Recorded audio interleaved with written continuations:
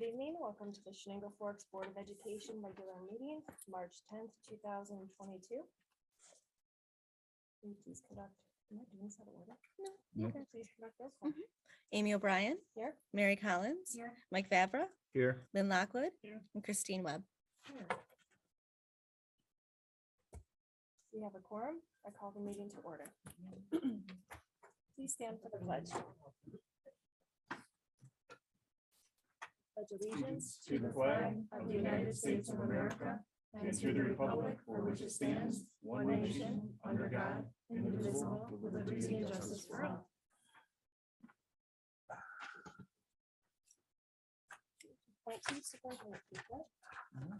Mrs. O'Brien, first on our report is our building reports from our principals and our director of athletics, I believe. So.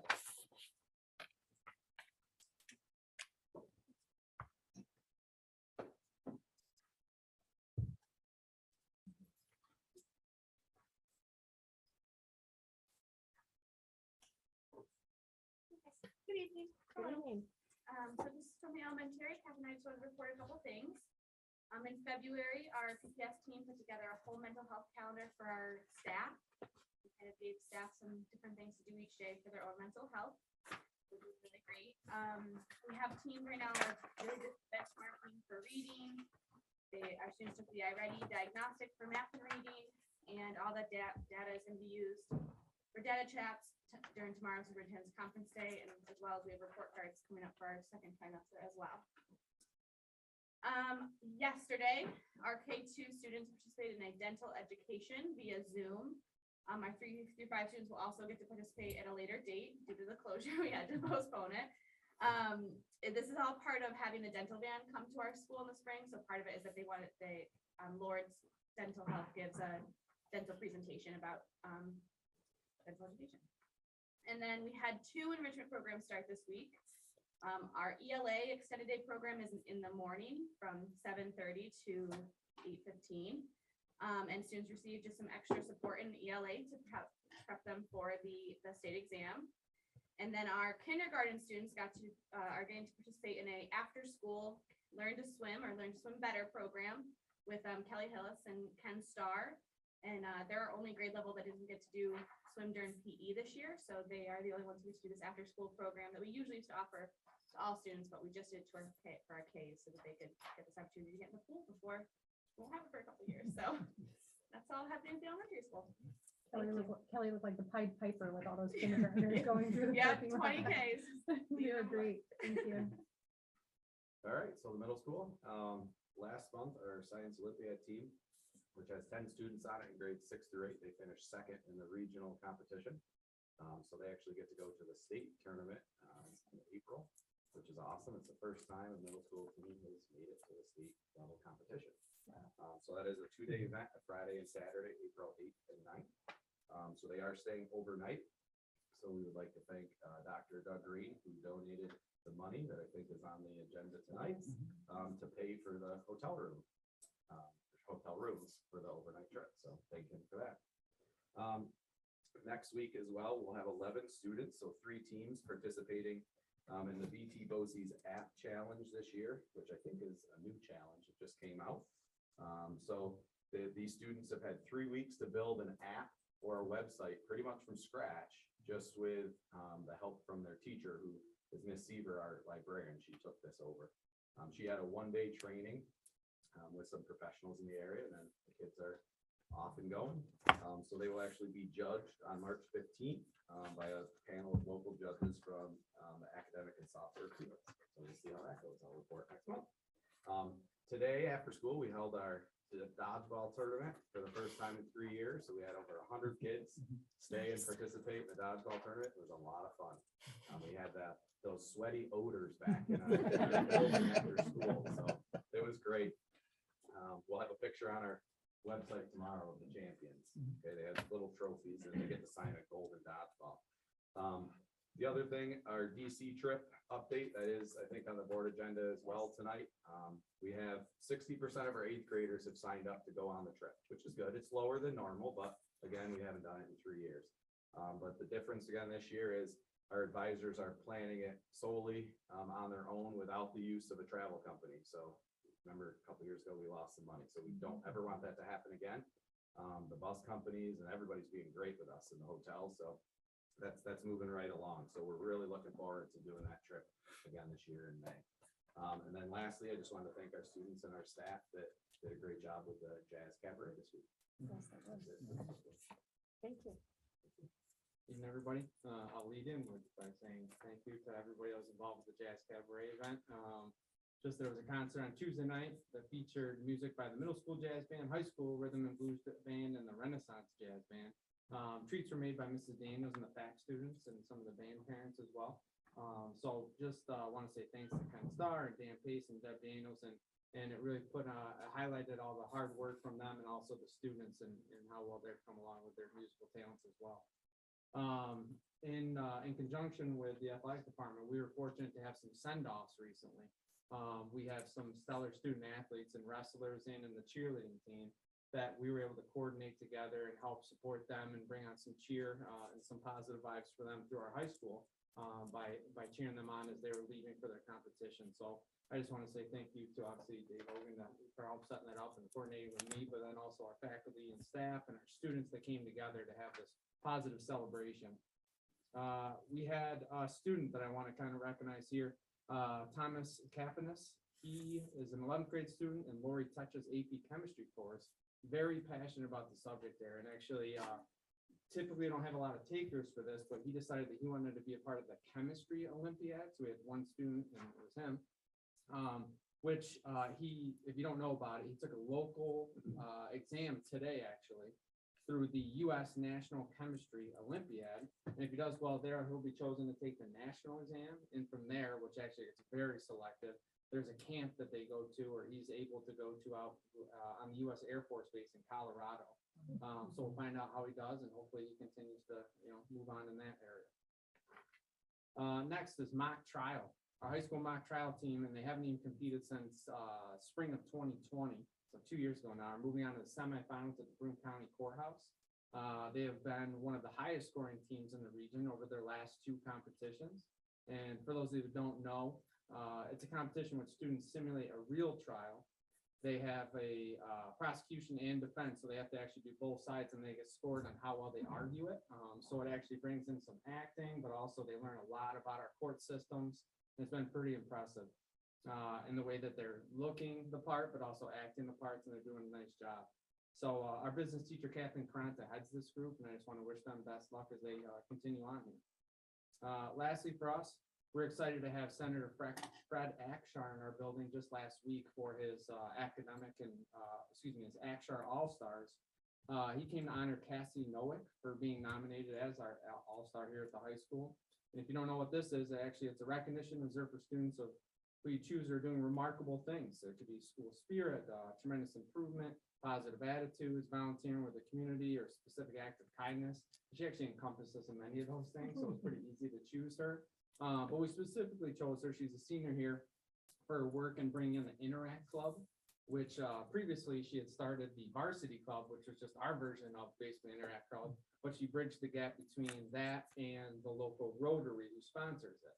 There's scholarships involved, but most importantly, they get out and do community involvement, community activities. So because of her kind of spearheading that and bringing this connection, we wanted to obviously highlight her. And then thank you to Jason Motel, who is a social ed teacher, who's the advisor for this and has been a big part of this as well. So some big things happening at the high school. Thank you. And just for athletics, first of all, thanks a lot for allowing me to do this. We have a lot of student athletes that I think you probably know that did very well this season. Beginning with girls basketball, we had Sportsmanship Award was Maddie Ashton. Academic All-Star was Audra Ackerson. And boys basketball, Sportsmanship Award was Javen Lisetsky, and Academic All-Star was Noah Seton. Also in boys basketball, Stack Division All-Stars were Dubs Hock and Trevor Warpus. Indoor track, Sportsmanship Award was Gabrielle Eastman and Liam Wood. Academic All-Stars were Catherine White and Matt Brewster. Some highlights from their season. Catherine White made the all-time top 10 list in pole vaulting. and also the top 10 list for the 1,500 meter run. Connor Little also made the all-time top 10 list in the 1,600 meter.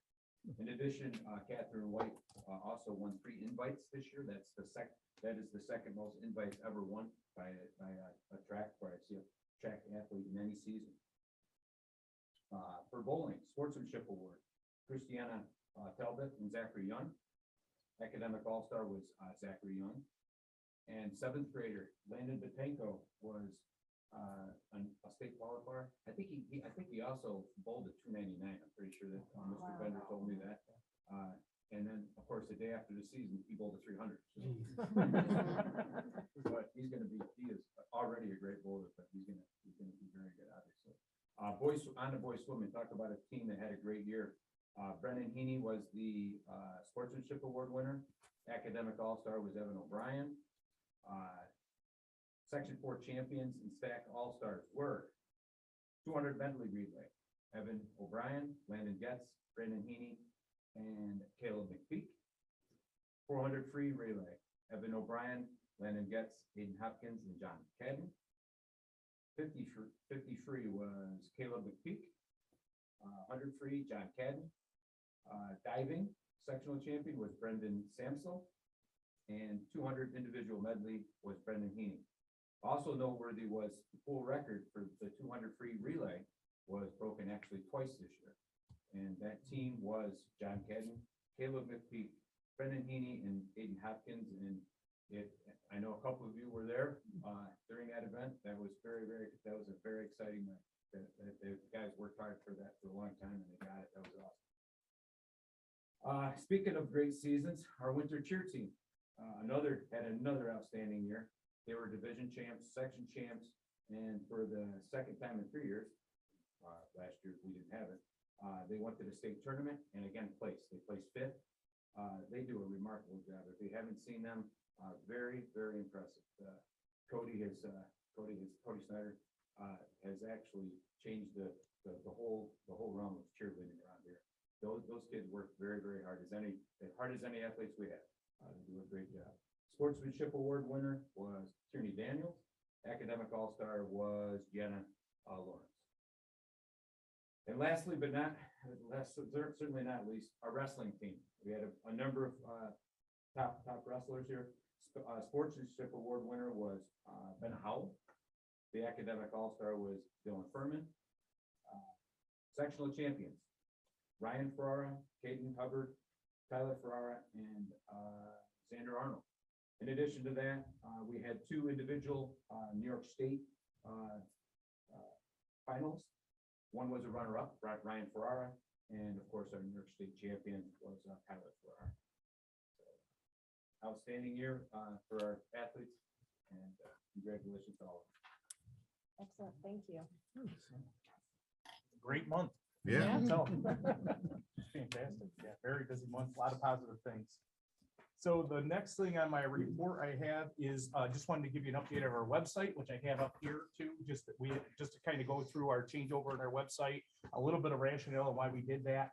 But biggest thing is I'll give a little bit of the background, but I also wanted to recognize the work of Maggie Gilroy, our publicist for the school district. She's been instrumental really in making this happen. So going through this process. So it's not too often that you have something that works and it works pretty well and it's up and running and you just say in the middle of it, hey, why don't we just change that? Because we think we can do better. And, and somebody comes along and says, yeah, that's a good idea. That's a whole bunch of more work for me, but I'll just do it because I know it will have a positive result. So we really appreciate that. And there was a lot of back end work. I don't think people realize to get all these stories and everything transferred over, contacts, things on the back end. There was a lot of meetings that we attended and I had a checklist of things that I needed to do that were usually 1 or 2 things. And Maggie had, a whole page. So I appreciate her efforts in this. So why did we move over to this new website? A couple of things. We switched over a new company, Aptigee. A couple of things that we were having issue with right on time was the app. We were having some issues with our app working correctly. The Apple Store version of the app was non-usable and it wasn't able to be downloaded anymore at that time because of the company that we worked with previously. So that was one reason we wanted to make, we knew that that was one of the main ways that people were getting information from us was through that app and those push notifications on our phone. So we wanted to make sure that they had that access. And also we had another issue in another area that ended up being connected, which is with our notification system. So when I first came on, similar to other districts that we've worked with in the past, the notification system with the old company that we worked with had an issue with sending SMS text directly to parents or to stakeholders that signed up. So when it came in, I could do phone calls, which I think people appreciated my voice for a little bit. And then I probably got a little annoying with the updates. So, and I was able to do emails, but we weren't able to do text. And we know from our research that that is the best way to get in touch with people quickly, right? So we wanted to make sure that we had that ability with students too. So what we did, switching over to this Apogee service, this integrates both of those things into one, which also combines the cost, right? So we're getting a better product, I believe. I think there's a lot of options that we control. There, Maggie and I discussed, there's a lot of controls that we didn't have on our end as far as the setup and the orientation. There's a couple of features that I'll go through that I know our board has asked for in different committees that we're able to add as a result. And also that notification piece is just so simple now. I mean, I was at a workshop in Albany on the way back and we were able to send a notification about buses being delayed during that windstorm. I did pull over to the side of the road on my phone, but we were able to do that in about, what's it take to do a notification, Maggie, about 30 seconds? Yeah. So it's so much easier now right through the app. Fantastic. And we can hit multiple medias all in one with one push of a button, which is fantastic.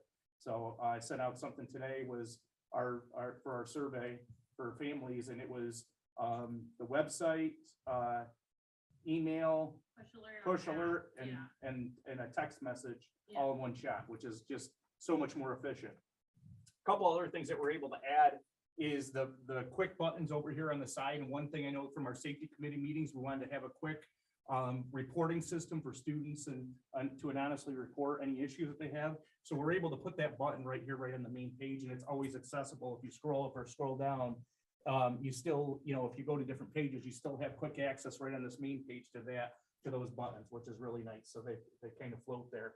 And we thought the layout of it is really nice. If you work with the app a little bit too, a couple features that we really like too in the app is if you go to scrolling down here on the website, you have your news feed. We have news on the left, which these are new things that are happening.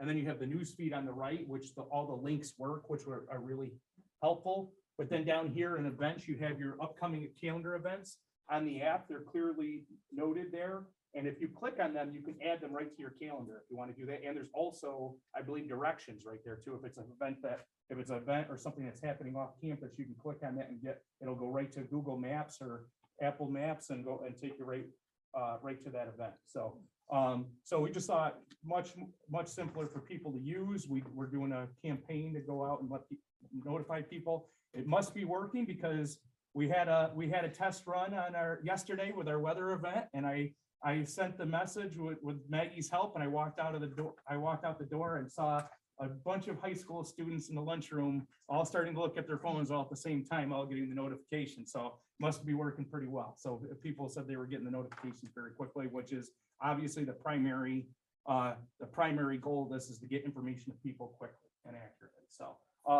Maggie, anything to add as far as the features for the new website? No, we're really happy with it so far. I mean, it's still a work in progress and I'm still tweaking some things. So, feel free to let me know if there's anything you see that you think should be changed. We can change pretty much everything on there. So, for the app, you do need to download the new app in the store. The old app will not work. So you have to go in there and download that. So make sure you do that. And yeah, we're really happy with it. I think it's going well. And we're also fine tuning the list that goes out for the text messages and the notifications. So if you hear of anybody who is not getting them yet, let us know so we can make sure we have the most up-to-date list. All right. Thank you. I think it looks really great. Love it. I did, however, just check the contact the board form and there's nothing there. Okay, I'll have to make a new one. I don't like that form. And they told us the old system we had, we couldn't just open up an email with everyone's addresses on it.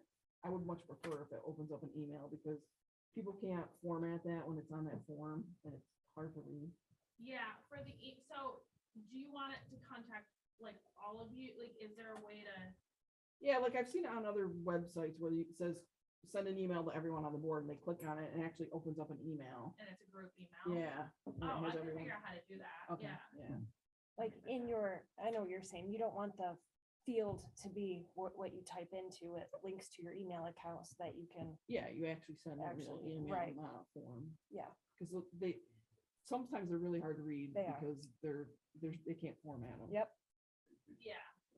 Yeah, I think I can do that. Okay. And I think all your emails are in there and they're like too, so people can view individually, but if there's. Yeah, I did see that. Yeah. They're there. I believe I checked that. Yeah, some of Yeah. the forms I had to rebuild, so I can. Yeah.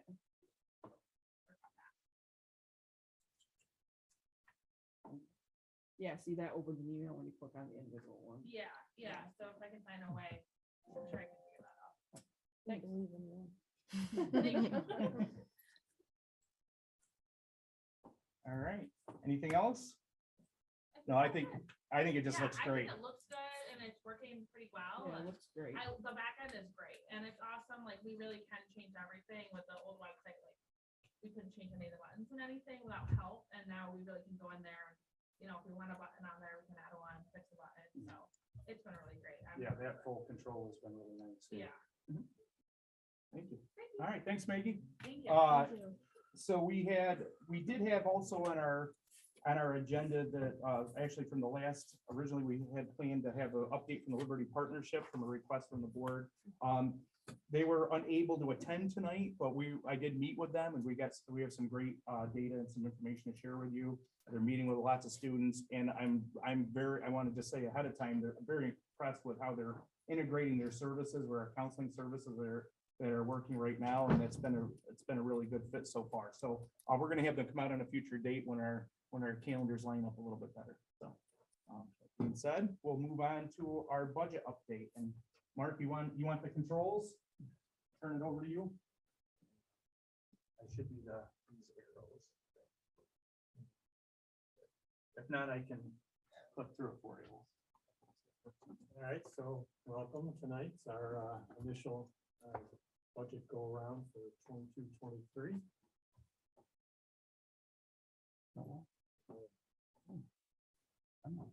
You can't get it on the. There. Oh.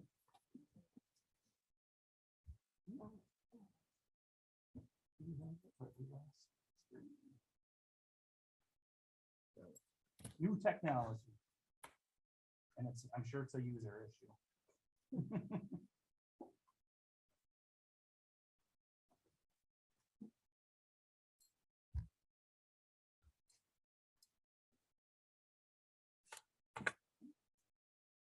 Not those PowerPoints anymore. There we go. All right, so we are going to talk about our budget goals, projected expenditures, projected revenue, and end it with a discussion.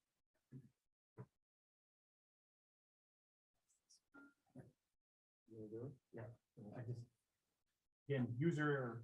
Our budget goals are to create a sustainable budget within the parameters imposed by the state with a responsible tax levy. We want to maintain quality instruction and programs for our students. And long-term planning and use of reserves.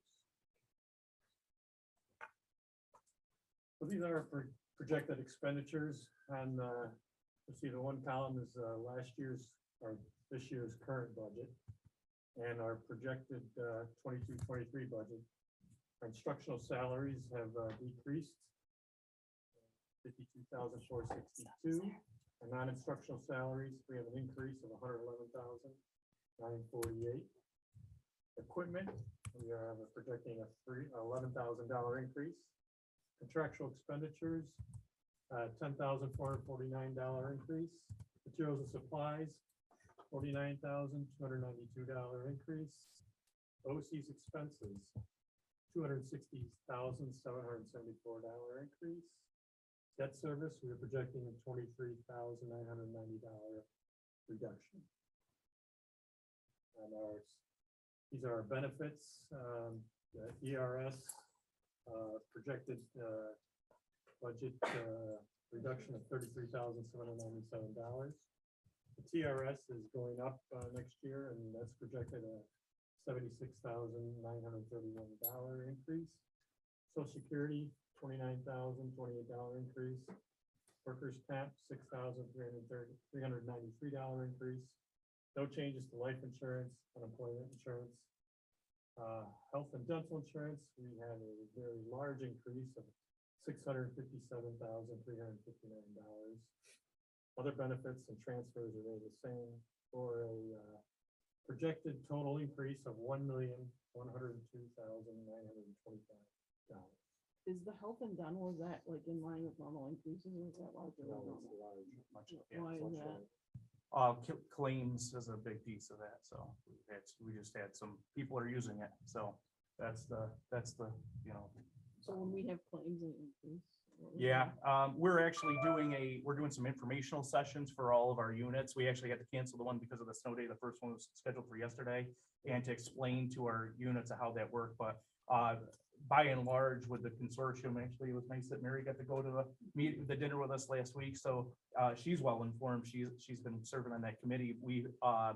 What a common misnomer is that the consortium basically is a collection of money of a group of people, but it's a self-insured entity that we're not, it's not like you would be buying insurance like your car insurance, where if you have an accident, they cover your claim and your premium might go up a little bit. We pay out of pocket actually for the money that we put in for every claim that comes in. So it's not really, it's much different the way that the consortium is organized than you would think for a normal traditional insurance. Anything you want to add to that part? And because of the claim situation that we are involved in now, this is something that's gonna probably continue at least 3 years down the road. Mhm. So it's not gonna get better. It's probably gonna stay right around like it is for the next 3 years.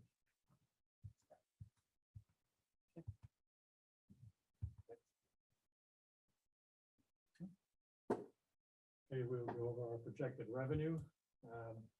Tax levy limit, right to the limit, we're going $286,254 for a 2.3% increase.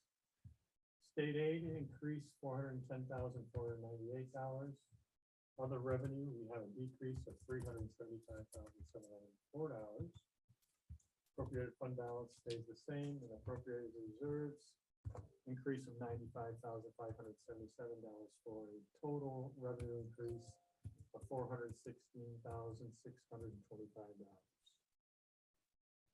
What's the decrease in revenue? That one? Why? The other revenue decrease is the CARES Act revenue. So last year, we projected the CARES Act revenue. It was supposed to be for 2021. We pushed it out to 21-22. That's the last year for it this year. Next year, we won't have that. So Okay. that was about $360,000. This is a year-to-year expenditure comparison as a percentage of budget. And basically, the gist of what this shows you is that salaries and benefits makes up the majority of the budget. And then Boces services, as you can see, has been growing year after year.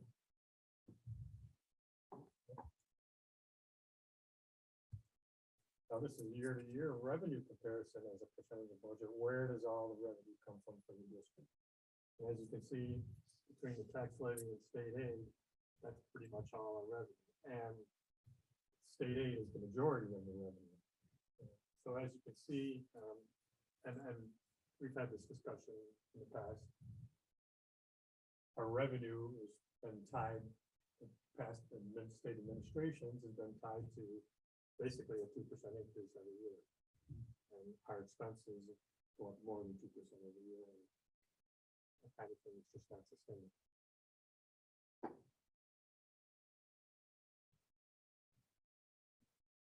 Just going back to saying that what percentage of our budget is tied up Salaries and benefits is the majority of the expense, tax levy and foundation is the majority of the revenue. And as you can see here, that our salary and benefit expenses increase more than our revenue increases.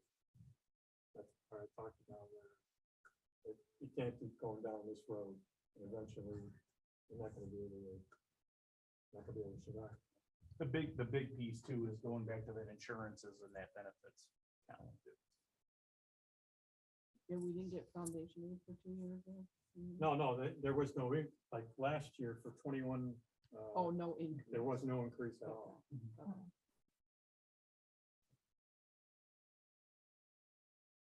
Okay. This is a calculation how we arrive at the tax levy limit. This is what Kathy Blackman went through last. So where are we now? With a budget of $36,336,357,243, which is a 3.13% increase over this year's budget. State aid, revenue, other revenue, appropriated fund balance, reserves, and tax levy. We have a budget gap right now of $686,300.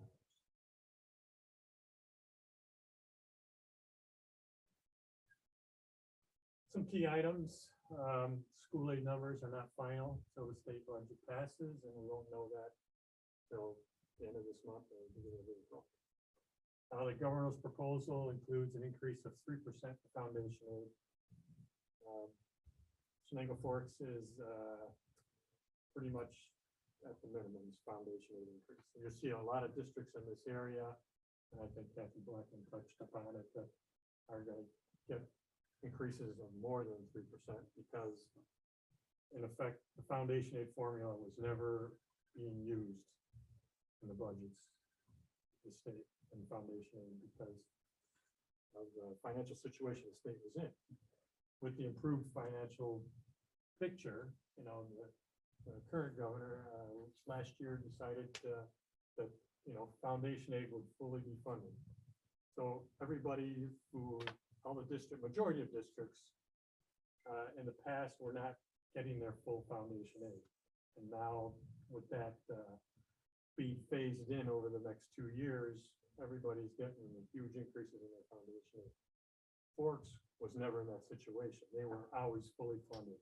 In fact, there was some years where they were overfunded.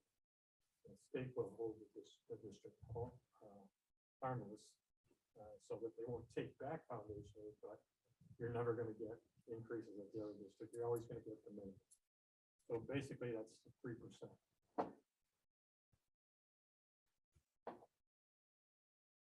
So again, the governor, this governor seems to be a lot more progressive than the previous administration. So in the past, there was, Governor Cuomo had his budget at this level, the legislature had their budget at this level, and now he's got something in the middle. Now the current governor's got her budget up here, so we don't know where things are going to end up.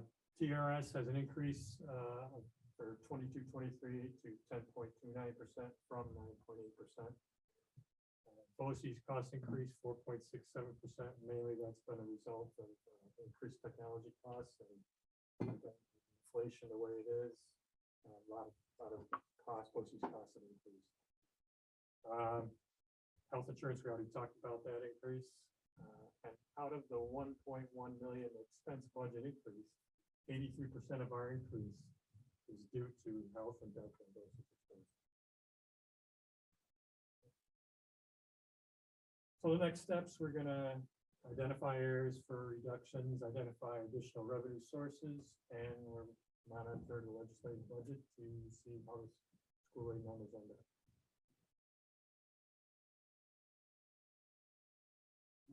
Questions?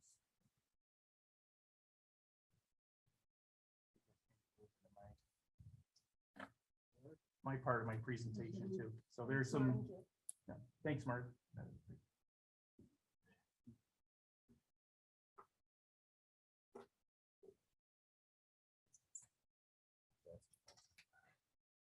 that what that is? Mm, sounds like a nice- At least the ones I used to have.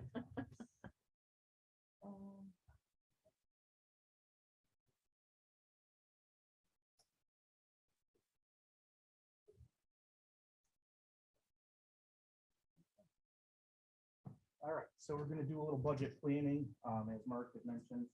Thank you, Mark. And, we're looking at this. There we go.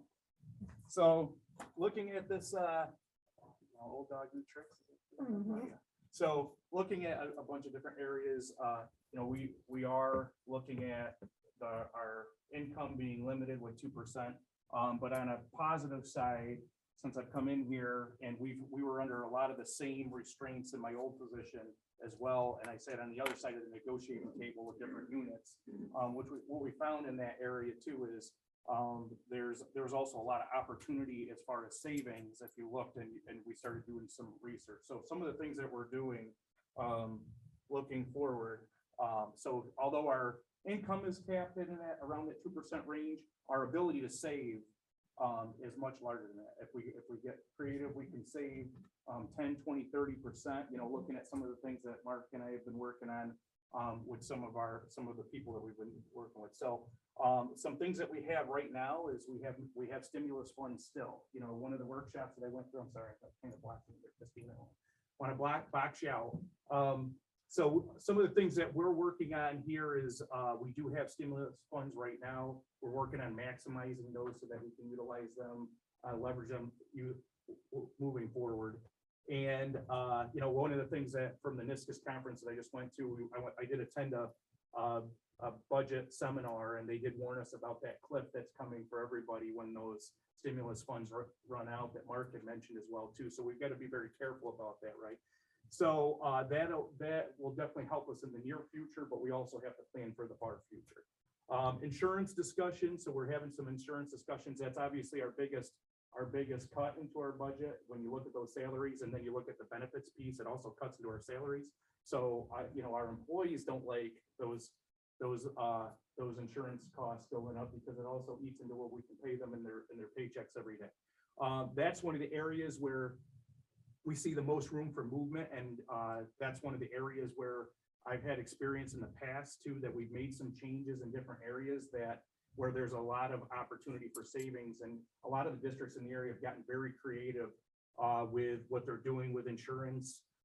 So we're meeting with multiple groups. We're meeting with our retirees. We're meeting with our present groups, and there's a lot of opportunity in the millions level of opportunity over the next years of recurring savings that we can put in place by finding some new solutions. So we're in that education process right now with our retirees and also with our current units, and we're hoping to make some movements there to benefit everyone. We have some retirements that will come in that we're expecting that might come in too, that would be direct savings to us if we don't need to fill those positions. So either way, they're usually a significant savings to us.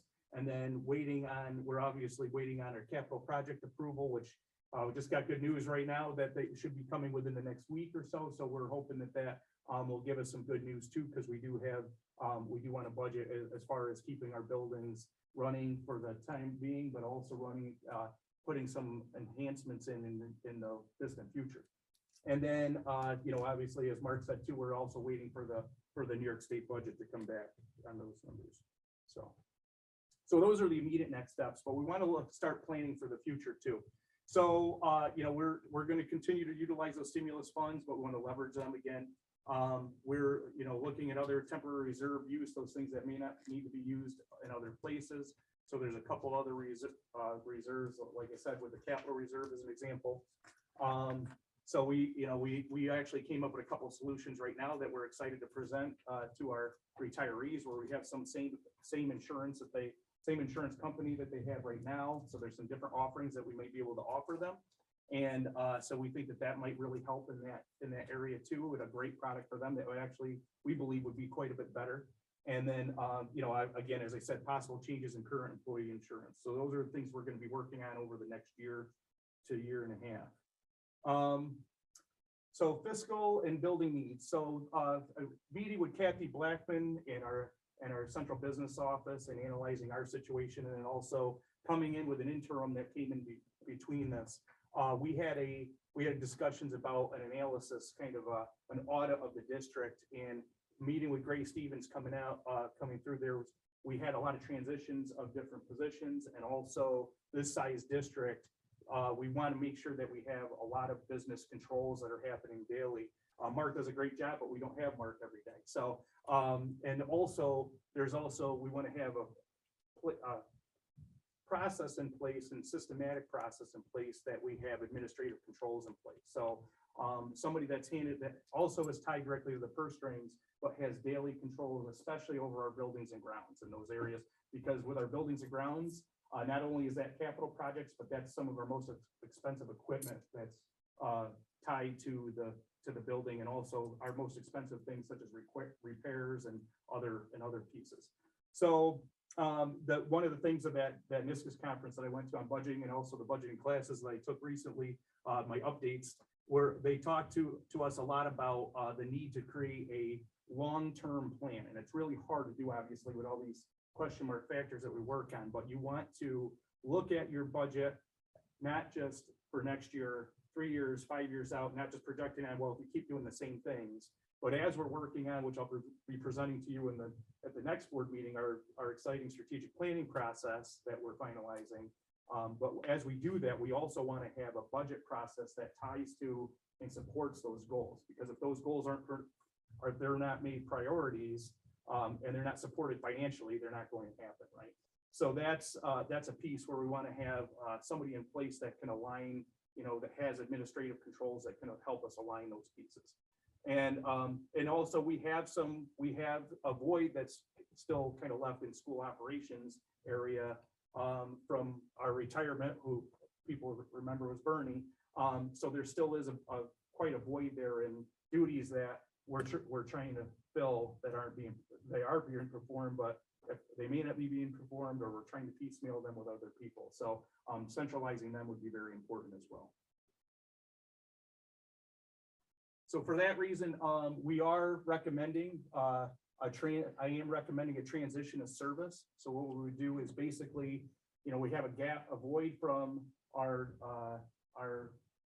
former position with Bernie, and then we also have this need to go to a 5-day-a-week school business official. So what I'm proposing is that we bring that position back from Boces, that service back from Boces, and we make that a 5-day-a-week position and offer that through Chenango Forks, which then would also offer us the opportunity to add some administrative duties to that. So here's a little bit about the costs of that and the estimation of that. Working with Kathy Blackman at CBO, she can help us cost that out a little bit. And then, we didn't really get an actual quote of what it would be to go to a 5-day position, but that's projected on pushing that out to 5 days. So that's why it says approximate.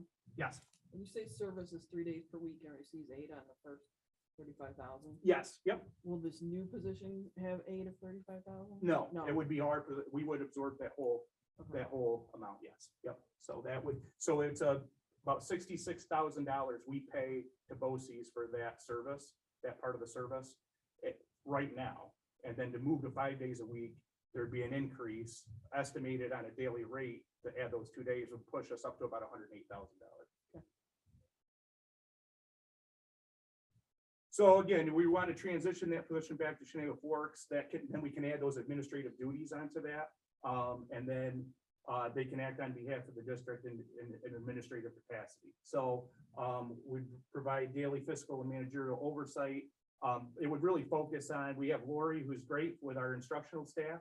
This position really focus on our non-instructional staff, our custodians, our maintenance, our cafeteria areas. So those are some of and really the equipment and the buildings and grounds that go along with them. So right now I do that, but we have, we may have meetings every few days. This would be daily oversight. And one of the things that we talked about is having that ability to work with those, especially in our buildings and grounds people, to do those long-term discussions and plannings, audits of how the services are being performed. Do we have the guys working the right hours? Do we have the right service plans in place for the right types of equipment? And that would really help us save money very quickly in the long term, doing some analysis. So that's our recommendation. And then we would this service would change, obviously, because it's a combined service now with administrative duties and finance. So it would be a director of school operations and finance. So that's what my recommendation is. And that's all I got. So I forgot, I didn't put a questions page up there. So questions.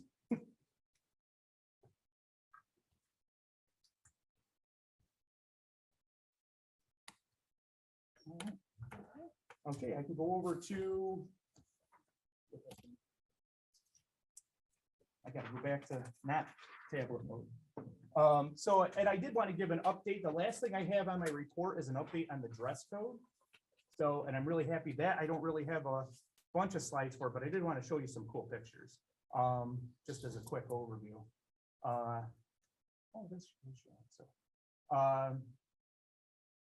So from our last board meeting, we talked about a need to look at the dress code. So we had an opportunity, and I did take your direction. We wanted to get a wide variety of students and their feedback. And we also want feedback from parents and staff as well. So in order to do that, we did things a little bit differently this time around, my understanding. So we went through and I had what we called community meetings. So here is an example of the slides I made for our Shenango Forks Elementary students who I just met with today. It was the highlight of my day. We had a great time together. We did some ice breaking activities. Got a great wide variety of students that came in. Miss Elwin and Miss Kazavinsky were instrumental in making that happen. I want to thank them for getting that set up. And we spent about an hour together, which was fantastic. And basically we took them through, did like a quick icebreaker, and I participated with them. So we did a quick warm up. And then we talked a little bit about why we were here. We had some, we're coming back to school in a different capacity. We want to support students. And we realized that, our dress code, although it was reviewed a few years ago, we might need to take another look at that. So we explained to them why we're here, and there were some questions about some areas. And we did a quick read of the dress code policy, and we focused in on those different items, like I did with the high school students. And we gave the students the opportunity. This was really about student voice. So we let them kind of come in and then focus in on the things that they liked and didn't like. And then we ultimately charged them with working together to provide some suggestions for us. So I have some feedback, and we're working on that process. I just kind of want to go over that process with you. So I want to just kind of take you through. So as we went through, there's 9 different bullets or items to the student dress code. And I'm not going to say who wrote this up here, but they need to work on their handwriting. Apparently I was a second grade teacher a long time ago. So, but we put the 9 bullets over there, the 9 items that we focus on in our student dress code. And this is the high school section right here. So we had them go in as we did a close read, made sure they understood the 9 different items. Then I gave them votes, right? So every student got a sticker. They went in and they decided what they thought was the most important thing that they wanted to address. So item 5 was, I believe, the hats. And then we had item 6 was this was about inappropriate items being worn or dangerous items being worn. So that was that they gave some suggestions back on that. Item 8 was about wearing pajamas in the building, and item 9 was about wearing sunglasses. So those were the areas where they decided to focus. So we took the top vote getters, and then we created topics for them, and we asked them to talk about what do you like, what don't you like about that, about that dress code. Maybe it's not completely bad. Maybe there's parts of it that you do like about it, but there's parts that you disagree with, and we just need to do an edit. Or do we need to change the whole thing, right? So then we asked them to make a suggestion, and you see the student handwriting here, which is much better than mine in most areas. And they made suggestions to us, which we'll let you review. So this is the high school students here. The high schools chose to focus it on item 5, 6, and 9. And then the elementary students similarly honed in more focused on 5 and 9. So, and I we rescheduled with Mr. Rulo. I was out of town for my workshop, so I'm gonna hit the middle school next week. So, but it was a great experience with the students. And then if we had a little glitch with our network today, but we did send out the survey to the parents and staff today. And I'm happy to say that it's definitely working, because as of last I checked, we already had 110 responses with some great information on there, which I'll be excited to share with you in the near future. And as of I just checked right before the board meeting starting, we're up to 125, which means, Miss Elwin, you can tell your CFE students they did a great job doing their homework, because obviously they went home and told their parents to take the survey. I gave them homework from that activity. So no, they did a great job. And like I said, student voice was paramount in that. And I'm seeing a lot of similarities too with the parents and the staff. So we appreciate all that feedback, and we're going to put that together and share that with you. And we'll take that into consideration in our policy committee meeting and for future action. Excellent. Okay, any questions about that process or anything that we went through? Wonderful. It was just a lot of fun. So, and I will say too, I know talking to Ms. Kazavinsky and Mr. Tronovich already, that we really like that format. I wanted to say too, the high school students were fantastic with the way that they worked together. Students that really hadn't interacted much before, they were fantastic with each other. And I really appreciated too. A lot of them came up to me and Mr. Tronovich at the end and said, hey, we want to have more of these meetings. We want to keep this rolling. So we're going to revisit this one, but we have some unfinished areas we want to get to. They had a lot of really good discussion that we lost a little time on. And then we might hit some different topics with them too in the near future. So this school community group is a great idea moving forward. So, and I think it's just a great medium to get student voice to administration and to staff, but also to you guys. So thank you. How were the students picked? We did it a little bit differently in each building, so I could defer to the principals on that. Well, I know the high school, correct me if I'm wrong, Steve, but we had students on this topic, we picked students that had a strong feeling about an issue with the dress code. And we suggested that we asked them if they wanted to be on the committee, and then just students that are either formal or informal leaders of multiple different groups. So, maybe like a student that is very active in music or in a club. So, but we want to make sure we got a lot of different representation there. So that was the high school, and I know it was tied to the 5th grade student council, and then and the teachers came back with some other students that apparently too also had some strong feelings about the dress code. And again, students that hadn't really interacted much together before from different groups, and they were fantastic with each other. We had a lot of fun, especially today. They were great this morning. Well, I can't say that. High school was a lot of fun too. We had a great time. So no, looking forward to doing that a little bit more in the future, and I'm looking forward to visiting with the middle school too. Excellent. Thank you. Thank you. And I believe that concludes my report. All right. Thank you, Mr. Burkhart. Mhm. 2.3 board report. Okay, first is emails.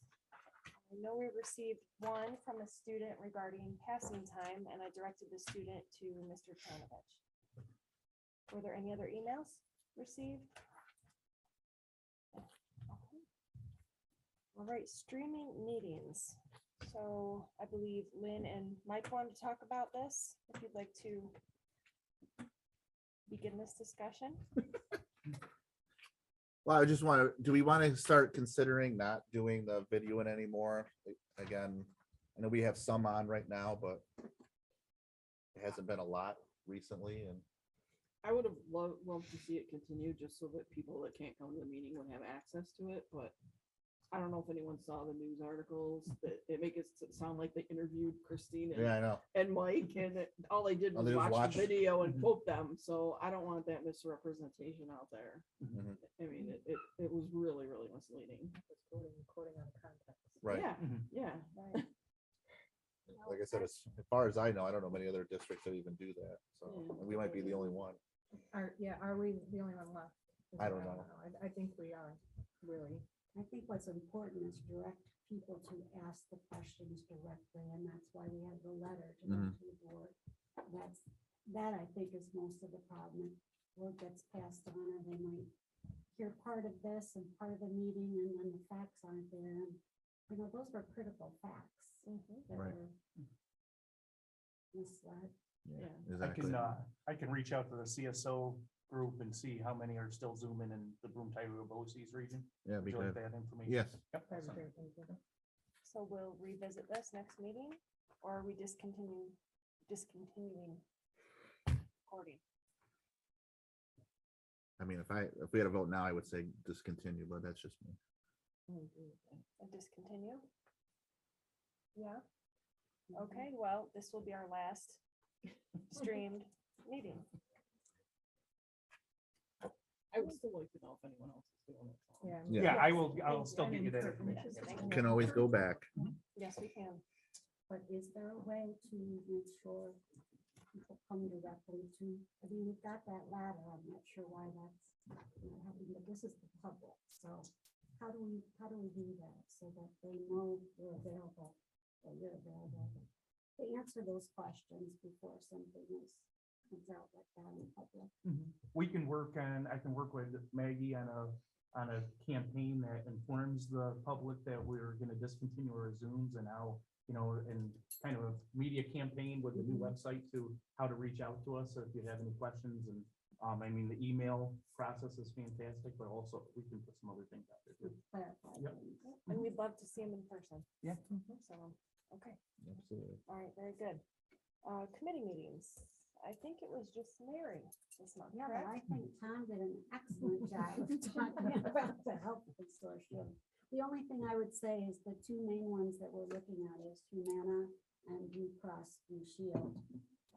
The Medicare Advantage plan, so we don't really know a lot about it yet. There was a small presentation at the consortium meeting last time by Brown and Brown, and also the representative of Blue Cross Blue Shield. So, and I know the options, we didn't get any of this information last time, so I think it's gonna be helpful that we are now to the retirees, et cetera. But Excellus has 5 different plans at various levels, and I think there was 5 initial districts that started with the Medicare Advantage. Mhm. Is it, am I right on Yes, that? yep. Okay, and the rate this year, that was other good news, is that currently we're fluent there, and the rate they're talking about, we have a rates committee that's really strong. And they said it would be about a 3% increase this year. It might be a little different than that, but they've spent a lot of time and energy and years going over all these things, so they have it set, they can make this. So that's where we're at right now. Is that for only the retirees? No. No, that's for all insurance. Yep, that's But I one. mean, it's getting one area. clarified out to the people that aren't here. The retired teachers, the current teachers are on top of it, 'cause they're right here in person. It's very encouraging that the consortium is starting to offer different plans. So what they're doing is people have been leaving the consortium because they're looking for different options in our area. And the consortium recognizing that, it's starting to offer different products. So with some options in place, which is great. So. Mhm. Anything else for board report? Okay, very good. We'll move on to public comment. Okay. And just a quick note, this is going to be our new format. Public comment will follow all of the reports in an effort to help answer questions and be more efficient. Okay. The public wishing to speak to the Board of Education will be allowed this period of time to do so under the following guidelines. Speakers will be limited to a maximum of 3 minutes and the entire public comment session to a maximum of 30 minutes. Speakers are requested to stand, state their name. Speakers will not be allowed to personally attack any board member, administrator, or any of the public present. Also, no comments by the speakers will be permitted that deal with executive session subjects, such as individual personnel matters, discipline issues pertaining to specific individuals, including students, and the speakers will not be allowed to read letters. Okay, looks like we have Tyler Frost would like to speak on cats. Hi, Tyler. Sure, yeah. Wherever you're Hi, comfortable. my name's Tyler. I'm a senior. I'm just here to talk about the dress code. First thing is that I think we don't follow our dress code and we single out hats. I feel like if we're gonna have a dress code, we should follow the whole dress code, like pajamas, or bandanas and other things. I was told that do-rags were a cultural thing, that people can wear them, but it says head coverings in the dress code. So I think that, and also, I think that with wearing a hat, you know, to make students feel comfortable, safe, confident in the classroom and in school, that should be the number one thing that people want. And last year, we had COVID year, we had masks, and we were allowed to wear hats. You know, people say that hats covered faces, but we had a mask on all last year and we had hats. So I don't, you know, what's changed from last year? We're not wearing masks now, but we can't wear hats. So I don't understand that. So hats were allowed last year? Yes, Is that what they you're? were. Oh, okay. Yep. And it went away this year? Yep.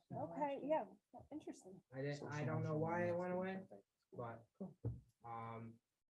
yeah, I just feel like hats are singled out and, you know, there's people wearing pajamas every day. And, you know, they don't get dress coded, but I wear a hat down the hall and all of a sudden I'm in lunch DT. So I don't know what's happening there, but, yeah, I'm just trying to go about the nicest way possible. That's because nice guy, so I want this done as fast as I possibly can. That is the goal, because, you know, I'm out next year. So that's pretty much it, but Can all I got. you be really specific about the hat rule, like? Well, like your hat is high on your head, you can see your eyes, right? Yeah. Like I can see a lot of kids wearing them down low, which the teachers weren't, want Yeah. that, right? I don't Yeah. know. Okay. Yeah, I mean, like, I don't think, I mean, you could put hoods in with a hat, I don't know. Beanies, I think, don't cover the eyes at all. I think even wearing hats backwards, it's kind of like wearing a headband. It's like on your forehead, you know, you still see my whole face. And it keeps your hair out of your face. too. Cover up a bad hair day, you know, Amen. make up last minute, At miss the the- at bus, the end, yeah. gotta go. Were you on the dress code committee? Were you able to? Yeah, I was, I don't, can I say? Yeah, which sure. One I was on? Yeah. I was on that one, the first one. I voted for number 5, obviously, but, And there was, Yeah. you had some good suggestions on there Yeah. too, right? Yep. I feel like most students, you know, want hats back. I feel like a lot of people wear hats. You can tell somebody with wearing a full mask, some of those masks, the big N95 mask covered your whole face. So, But you can still see your eyes. yeah, we can't see the rest of the face. But a hat, not really covering your whole face. I mean, if you can argue the camera, like can't see the camera, if I'm walking down the hallway, I can see that camera, even if my hat's like this, you can still see my face. Not many people wear their hats down to their eyebrows, but. What about when students are sitting in the classroom, the teacher's standing up, can they see their eyes? Most of the desks are like this, probably like that far away. You're like 12, 20 feet away from the front of the classroom. So you can, teachers can definitely see. Like, it's not like you're 2 feet away from them. How fast are we planning on moving on this with the? The next meeting, I should have all the data for you. So, and then, we can review and go through that review process. So there could be a suggestion, or a committee could meet and we could have, something for you. We could have something for you definitely before the end of the school year. Well, you mentioned about your being high enough and over, if it's over your eyebrows, you can definitely see your face and so can the camera, so, you know, thank you for coming. Because I mean, to us, it's nice, that was what I was talking about, it's nice to have it come right to us. so we Yes, can thank you. discuss it. And it's nice to see your face. This is our first maskless in-person Yeah. meeting in 2 years. Yep. So it's great to see your face. Yeah. Thank you. Thanks, Sam. Good work, Tyler. Question, is there any way to expedite a portion of our dress code if it were just to hone in on hats? Sure. I like how all three of the men in the back are wearing hats too tonight, representing. Sure. So We that's could, a video. we could make a, I could send you the follow-up information. We could have we could have a suggestion ready to go for the next meeting if you'd like to. Before he graduates. Okay, Yeah. so if Before we they could, graduate. if we could try to move things along, our next, hold on. Let's see when our next meeting is. Our next policy meeting is Monday, but that's too soon. Our next meeting is April 7th, so we're talking 4 weeks. Is that reasonable for us to get things moving along? Yeah? Okay. Give us some time to do it the right way. All right, thank you. Thank you. Any other comment? All right. All right, moving on. To new business, 3.1. Resolved upon recommendation of the superintendent of schools that the Board of Education hereby creates the position of Director of School Operations and Finance to perform the job duties as outlined in the attached posting. We have a motion, please? Motion. Thank you, Second. Mary. Thank you, Mike. Discussion. Did a really good job filling us in. Roll call. Amy O'Brien, Aye. Mary Collins, Aye. Mike Favra, Aye. Lynn Lockwood, Aye. and Christine Webb. Motion passed. 3.2. Upon recommendation of the superintendent, a motion to approve the Science Olympiad field trip to Syracuse, April 8th to April 9th for the New York State Science Olympiad State Tournament as attached. Have a motion, please. Thank you, Christine. Thank you, Lynn. Discussion. Roll call. Amy O'Brien, Aye. Mary Collins, Aye. Mike Favra, Aye. Lynn Lockwood, Aye. and Christine Webb. Motion passed. 3.3, upon recommendation of the superintendent, a motion to approve the Spirit of 76 field trip to Washington DC, May 18th to May 20th, 2022 as attached. May I have a motion, please? Motion. Thank you, Mary. Second. Thank you, Lynn. Discussion. Roll call. Amy O'Brien, Aye. Mary Collins, Aye. Mike Favra, Aye. Lynn Lockwood, and Christine Webb. Upon recommendation of the superintendent, a motion to approve 4.1 through 4.7 as attached. May I have a motion, please? Motion. Yes, thank you. 4.5. Yep, Yeah. I was gonna say then discussion, but yes, you Wait, are what correct. did you- Thank you. we're gonna table for. Yep, we are gonna. Okay. My mistake. 4.1 through 4.4. I apologize. May I have a motion to approve 4.1 through 4.4. Motion. Thank you, Mike. Thank you, Christine. Discussion? Roll call. Amy O'Brien, Aye. Mary Collins, Aye. Mike Favra, Aye. Lynn Lockwood, Aye. and Christine Webb. Motion passed. Okay, 4.5. All right, upon recommendation of the superintendent, a motion to approve the tentative agreement for the successor to the 2019-2022 collective bargaining agreement between the CF Central School District and the CFTA as attached. May I have a motion, please? Motion. Thank you, Mike. May I have a second?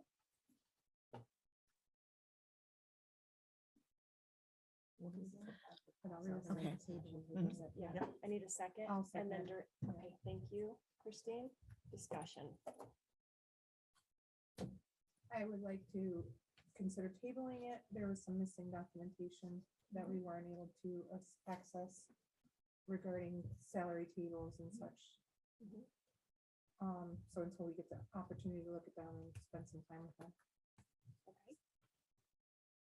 Any other clarifying discussion now? Before we motion to table?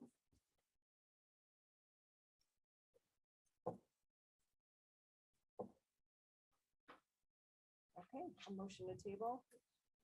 I'll motion. Thank you, Christine. Have a second? Second. Thank you, Mike, roll call. Amy O'Brien, Aye. Mary Collins, Aye. Mike Favra, Aye. Lynn Lockwood, Aye. and Christine Webb. Motion passed. Okay, 4.6. Agreement between the Shenango Forks School District and the employee group representing the full-time maintenance, custodial, and cleaning positions as attached. That's right, they're both just information. We require- Mm-mm. 4.7, also information only, agreement between the Shenango Forks School District and the employee group representing the teacher aides and cafeteria positions as attached. Can you just refresh real quick on Yeah. what that's about? They're the same MOA. Essentially, a few years ago, the units combined and were decided to be represented by NICET. And for whatever reason, they've decided that it would be better to separate and go back to how things were back to 2018, was it, Mark? Was the last time they were? Yeah, so go back to as they were organized in 2018. So this MOA just kind of recognizes which staff members are being covered by which unit.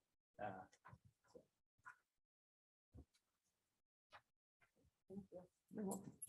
Any other questions? 4.8 is for information only.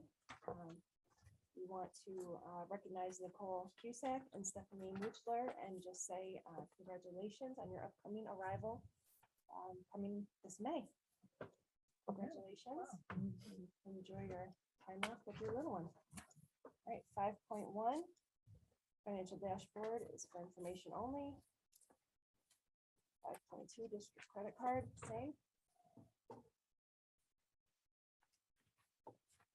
Upon recommendation of the superintendent, a motion to approve 5.3 through 5.12.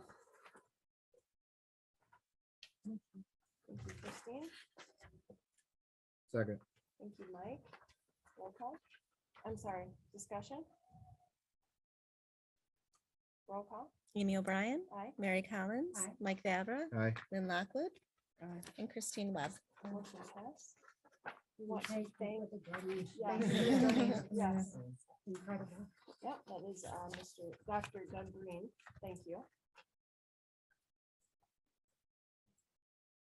6-1. Thank you. All right, 6.1, upon the recommendation of the superintendent, a motion to approve the Board of Education minutes from the regular Board of Education meeting, February 10th, 2022, as attached. May I have a motion, please? Motion. Thank you, Mary. Second. Thank you, Mike. Discussion? Roll call. Amy O'Brien, Aye. Mary Collins, Aye. Mike Vavra, Aye. Lynn Lockwood, Aye. and Christine Webb. Motion passed.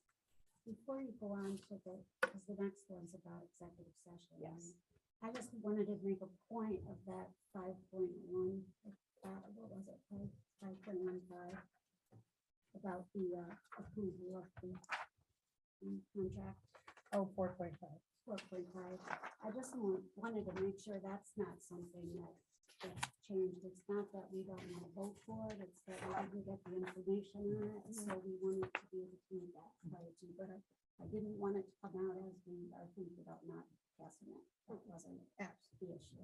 Yep. So, Mary, thank you for clarifying thank that you. for sure.